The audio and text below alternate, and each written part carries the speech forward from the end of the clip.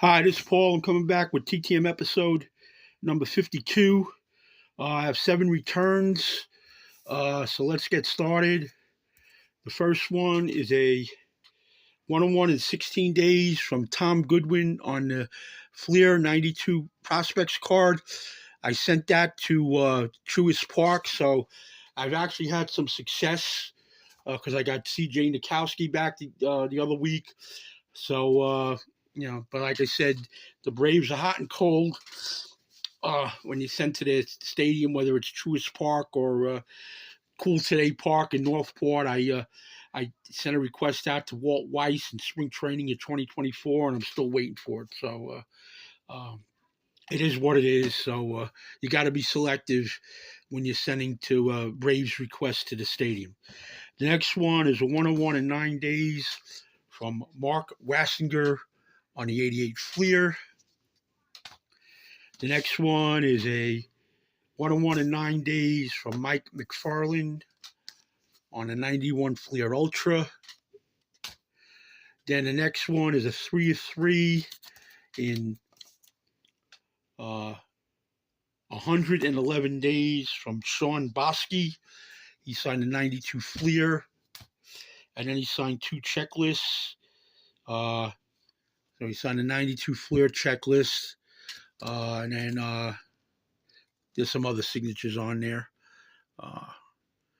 Brad Arnsberg and Jim Acker. So I'll keep sending them out and try and fill them up. And then he signed this other checklist. I believe it's a upper deck checklist. It's hard to tell, but Bryn Smith is on there. There's Sean Bosky's signature on it. Rick Parker is on there too. So that's that. Then the next one is a 2 of 2 in 12 days from John Lowenstein. He signed the 81 tops ×2, and I can do a kill 2 birds with 1 stone. No pun intended, because they're the Orioles and they're struggling this year. But I did get shout out to Autographs 2000. These were the 81 tops he sent me several months ago. John Lowenstein, a member of the, I want to say the 83, wouldn't be on it, but I believe he's a member of the 83 World Champions. He did play in the 79 World Series that lost to the We Are a Family Pirates. So thank you, Mr. Lowenstein. And then the next one is a 101 in 47 days from Jose Guzman, who I sent this to the Texas Rangers ballpark. He is a Spanish language broadcaster for the Rangers, so I sent it to the ballpark. He takes a while, but he usually sends the requests back. So, but I wouldn't send him any more than 2. So thank you, Mr. Guzman. And then last is a 3 of 2 in 7 days. And this is my next project with Battle of the Teams ending. Okay, I think I had mentioned last week that I started going through my old vacation photos. Me and my wife did a lot of sports stuff, and I'm going to kind of use some of those photos for TTM fuel. Now, back, 25, 30 years ago, everybody, had a camera, whether it was a digital camera. They hardly used their phones for cameras. So you took the pictures with your camera, and you took them to Walgreens or CVS or Eckerd's, and you had them developed.